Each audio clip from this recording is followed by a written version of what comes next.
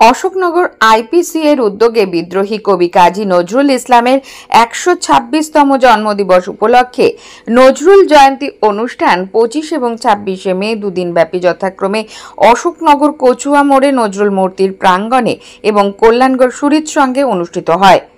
২৫শে মে সকালবেলায় অশোকনগর কচুয়া মোড়ে কাজী নজরুল ইসলামের আবক্ষ মূর্তিতে মাল্যদান ও পুষ্প অর্পণের মধ্য দিয়ে শ্রদ্ধা জ্ঞাপন করেন উপস্থিত বিশিষ্ট ব্যক্তিবর্গ। প্রাকৃতিক দুর্যোগকে উপেক্ষা করে ২৬শে মে সন্ধ্যাবেলায় কল্যাণগড় সুরিত সঙ্গে আলোচনা, সঙ্গীত, আবৃত্তি, নৃত্য এবং নাটকের মধ্য দিয়ে বিদ্রোহী কবিকে স্মরণ করে নজরুল জয়ন্তী অনুষ্ঠিত হয়। অনুষ্ঠানের শুরুতে কাজী নজরুল ইসলামের প্রতিকৃতিতে পুষ্প অর্পণের মধ্য দিয়ে শ্রদ্ধা জ্ঞাপন করেন উপস্থিত বিশিষ্ট ব্যক্তিগণ। অনুষ্ঠানে নজরুলের প্রাসঙ্গিকতার কথা উল্লেখ করে বক্তব্য রাখেন বিশিষ্ট চিকিৎসক ডক্টর সুজন সেন। সঙ্গীত, আবৃত্তি, নৃত্যের মধ্য দিয়ে কাজী নজরুল ইসলামের প্রতি শ্রদ্ধা জ্ঞাপন করেন যথাক্রমে পূজা মণ্ডল, অদ্রিজা সরকার, অরণ্য স্বাধীন মৈত্রী মুখার্জি সহ শিশু শিল্পীবৃন্দ। সবশেষে অশোকনগর আইপিসি এ প্রযোজিত বর্তমান সময়োপযোগী নাটক একালের একলব্য মঞ্চস্থ হয়।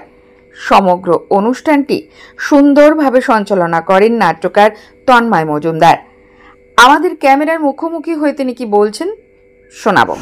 আজ অশোকনগর আইপিসির আয়োজনে নজরুল জয়ন্তীর অনুষ্ঠান অনুষ্ঠিত হল সুরিত সঙ্গের ক্লাবের ঘরে।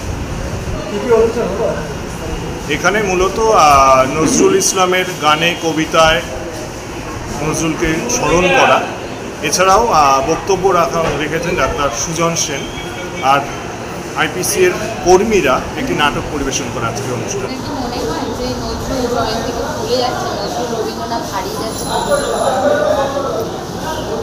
ব্যস্ত জীবনে নজরুল, রবীন্দ্রনাথ যারা বাঙালির প্রাণ, তাকে কিছুটা হয়তো আমরা ভুলেই যাচ্ছি, কিন্তু একথা আমাদের মনে রাখতে হবে যে নজরুল ইসলাম আজও প্রাসঙ্গিক আমাদের রাজ্যে, আমাদের দেশে এবং সর্বত্রই প্রাসঙ্গিক। কারণ নজরুল যেভাবে সাম্প্রদায়িকতা বিরোধী কথা বলে গেছেন এবং ভ্রাতৃত্বের আবেগ জাগিয়েছেন এবং স্বাধীনতা পূর্বে বিপ্লবীদের যেভাবে উৎসাহিত করেছেন, তাই আজও নজরুল প্রাসঙ্গিক।